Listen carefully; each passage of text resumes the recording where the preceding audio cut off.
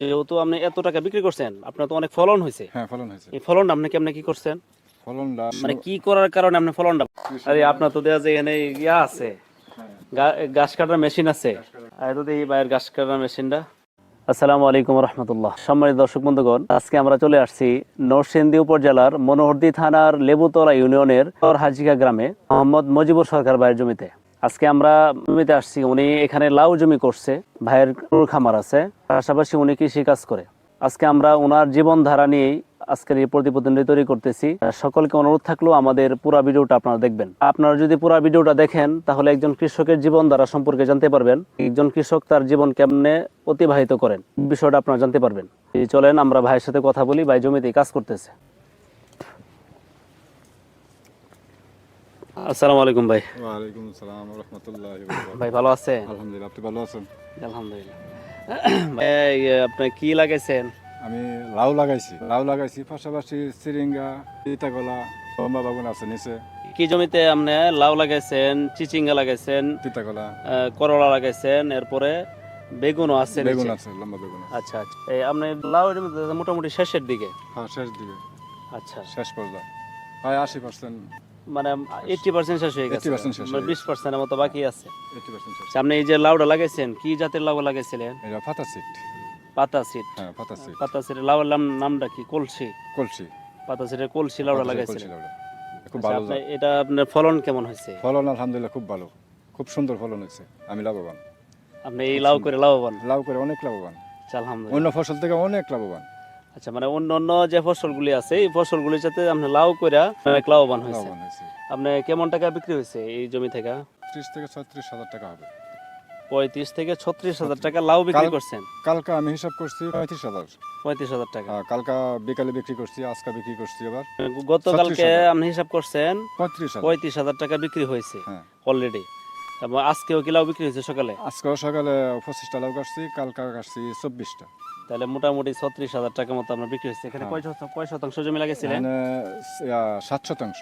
7 শতাংশ। 7 শতাংশের মধ্যে লাউ আর সেইটুকুর মধ্যে তিতাকলা সিরিঙ্গা দিছিলাম, ওইটা একটু কম হয়েছে। মানে ওইটা বেশি সুবিধা হয় না, ওইটা কিন্তু বেশি লাউ সুবিধা। দিয়ে আপনি লাউ দিয়ে লাভবান। যেহেতু আপনি এত টাকা বিক্রি করছেন, আপনার তো অনেক ফলন হয়েছে। হ্যাঁ, ফলন হয়েছে। এই ফলনটা আপনি কেমনে কি করছেন? ফলনটা মানে কি করার কারণে আপনি ফলনটা বাড়ছে? আমি সাজেশন নিছি মটকলা তন্ময় বারের কাছ থেকে। আচ্ছা, এই গড়িত উড়ার পরে 6 পাতা হওয়ার পরে ডুগা ছিঁড়া দিচ্ছি, এই ডুগার থেকে আবার শাখা হয়েছে, শাখা 5 পাতা হয়েছে, পরে আবার ছিঁড়ছি, এর পরে প্রত্যেক গিরোয় লাউ। আর একটা বলে ছিঁড়ছিলাম না, মেন লতের মধ্যে কোনো লাউ নাই। বুঝাইতেছেন যে আপনি লাউটা গাছটা কাট দিয়েছেন, কাট দিচ্ছি, 4টা কাট মানে দিচ্ছি। 4টা কাট দিয়েছেন প্রথম। 4টা কাটিং। এই মানে প্রথম 5-6 পাতা হওয়ার পরে একটা কাট দিয়েছেন, একটা কাটিং, পরে পরে 5 পাতার আবার পরে 5 কাটিং, পাতা পরে আবার কাটিং, আবার 5 পাতার পরে আরেক কাটিং, আরেক কাটিং, মানে টোটালি 4টা কাট দিয়েছেন। 4টা কাট দিচ্ছি। মানে এই 4টা কাট দেওয়াতে দেখা গেছে সামনে ফলনটা বেড়ে গেছে। ফলনটা বেড়ে গেছে। দর্শক, আপনারা যারা এই ভিডিও দেখতেছেন, যদি লাউ করার ইচ্ছা থাকে আপনারা এই জিনিসটা ফলো করবেন। এই যে কাটিং পদ্ধতি, 5 পাতা হলে পরে একটা কাট দেওয়া, তারপরে আপনার আবার দেখা গেছে এখান থেকে ডুগা বড় হইলো, এখান থেকে পরে আবার বড় হইব, 4-5 পাতা হলে আবার আপনি একটা কাট দিবেন, এবং 3-4টা কাট দিতে পারলে আপনার ফলন বাড়বে ইনশাল্লাহ। এটা ভাই জ্বলন্ত প্রমাণ, আমাদের সাথে ভাই জ্বলন্ত প্রমাণ। এর পরে গিরোয় লাউ। আচ্ছা ভাই, আপনার এমনি কৃষি কাজের সাথে আপনি কি কি কাজ করেন? কৃষিকাজের সাথে আমি এই ধানের ফসল আছে, ভুট্টা করি সিজনে, এরি না করি ভুট্টা করি, ভুট্টা লাভবান। এরিতে কানি খেত মনে করেন যদি 20 মন হয়, ভুট্টা মনে করেন 50 থেকে 55 মন, তাহলে আমি ভুট্টা ভালো। এর সাথে মানে মোটামুটি সব ধরনের কৃষি কাজ আপনি করেন? হ্যাঁ, হ্যাঁ, ধান করেন, ভুট্টা ধান করেন, করি। ভুট্টার মধ্যে আপনার লাভবান? ভুট্টার মধ্যে লাভবান, লাভের মতো। মানে আমি বেশি বিষয়টা করছি। এরকম হয়েছে যে ধান তো আপনার অনেক পরিশ্রম, পরিশ্রম, ধানে কিন্তু অনেক এর পরিশ্রম, মধ্যে পরিশ্রম নাই। এটার মধ্যে তো পরিশ্রম না। দ্বিতীয়ত বিষয় হলো ভুট্টা, যে বিষয়টা মানে ভুট্টার চাইতে ভুট্টা লাভবান বেশি। হ্যাঁ, ধানের ধানের সাথে মধ্যে ভুট্টা অনেক লাভবান। ধানের চাইতে ভুট্টা আপনার লাভবান বেশি। যেমনি আপনার আরো কোনো কাজ আরো আমার কোনো গরু ফার্ম আছে। আপনার গরু ফার্ম আছে? হ্যাঁ, গরু ফার্ম আছে একটা। আচ্ছা, আপনার কয়টা গরু আছে? গরু আছে 8টা গরু আছিল, কালকা 2টা বিক্রি করছি, আবার কিনবো। আচ্ছা আচ্ছা। এখন 4টা আছে উপস্থিত। আপনার গরুর খামারে কি যাওয়া যাবো? হ্যাঁ, যাওয়া যাবে। আচ্ছা, তাহলে আসেন আমরা আপনার গরু খামারেও যাই, আমরা গরুর খামারটা একটু দেখি। আচ্ছা, সময় দর্শক বন্ধুগণ, ভাই তো কৃষি এই কাজের সাথে ওনার একটা গরুর ফার্ম আছে। আমরা ভাইয়ের গরুর ফার্ম দেখবো, তারপর আমরা ভাইয়ের বক্তব্য শুনবো যে ওনার কেমনে আসলে চলাফেরা করতেছেন। আসো আসো আমরা ভাইয়ের গরু ফার্মে যাই। এই কি আপনার গরুর ফার্ম? হ্যাঁ, এটি আমার গরু ফার্ম। এখন তো দেখা যায় 4টা গরু আছে এখানে। গতকালকে বিক্রি করছি, গতকালকে কয়টা বিক্রি করছেন? 3টা বিক্রি করছি। 3টা বিক্রি করছেন। 3টা বিক্রি করছি বইয়ের বাজারে, আবার সোমবারে শিমুলের থেকে কিনবো। মানে মানে বড় হইলে আমি তার বড় হইলে তাজা হইলে পরে আর বিক্রি করে দেই। আবার কিনে আইনা আবার কিনে আবার আবার বড় করি। পাল্লা বড় করে আবার বিক্রি বিক্রি করেন আর কি। গাবি কয়টা? গাবি একটা আর 3টা ষাঁড় বিক্রি করছি, এই 3টা ষাঁড়। আপনার যে এটা কি গাবি? এটা ফিজিয়ান। ফিজিয়ান গাবি না? হ্যাঁ, আর হেডা হইছে ষাঁড়। এটা ষাঁড়, এটা কি ফিজিয়ান ষাঁড় নাকি? ফিজিয়ান ষাঁড়। আর হে দুটো হচ্ছে দেশি। এই দুটো দেশি গরু। হ্যাঁ, আর বিক্রি করছি যে এটা ফিজিয়ান। আচ্ছা, আপনি এই গরু কি দুধ টুধ দেয় নাকি? না, এটা এখন গর্ভবতী। আচ্ছা, এখন এই মুহূর্তে প্রেগনেন্ট অবস্থায় আছে। আর এই ষাঁড় তো মাশাআল্লাহ বড় হইতাছে। হ্যাঁ, আলহামদুলিল্লাহ। আর যে 3টা বিক্রি করছেন এটা আপনার কি গরু ছিল? ফিজিয়ান ছিল, এরকম। এরকমই ছিল। হ্যাঁ, এরকম ছিল। মানে মোট কথা হয়েছে আপনার ওই কৃষি কাজের সাথে আপনি জড়িত। আরে আপনার তো দেখা যায় এখানে ইয়া আছে, ঘাস কাটার মেশিন আছে। আর তো দেখি বাইরের ঘাস কাটার মেশিনটা, এই ঘাস কাটার মেশিন কত বছর ধরে চালাইতেছে? এটা চালাতেছি আজকে 5 বছর। 5 বছর যাবত। এটা নতুন কিনছিলেন সময় কত কিনছিলেন? নতুন কিনছি সময় আপনার 21,000 টাকা এরা পৌঁছায় দিছে, কুরিয়ান সার্ভিস। মানে অনলাইন থেকে কিনছেন? অনলাইন থেকে। অনলাইন থেকে কিনে আনছেন, এটা 21,000 টাকার মধ্যে বাড়িতে পৌঁছায় দিচ্ছে। বাড়িতে পৌঁছায় দিছি। আচ্ছা, এটা কাজটা কেমনে করে একটু দেখান তো, দেখি আমরা গাছটা কেমনে কাটে। আমি তো চালুই করি। হ্যাঁ, চালু করেন, একটু চালু করেন।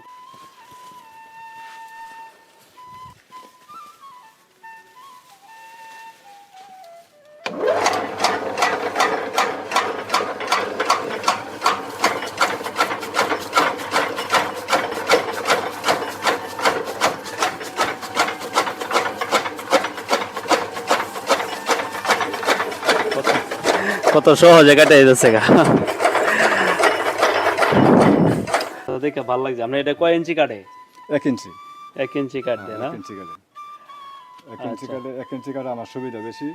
আমি পানির মধ্যে ভিজাইয়া পরে ফিট বসি ভুট্টা গুঁড়া এগুলি একসাথে ভিজায় আওলায় দিলে আপনার চিরা ভিজানির মতো সুন্দর করে খায়, খায় লাগে। খুব আরামে খায়।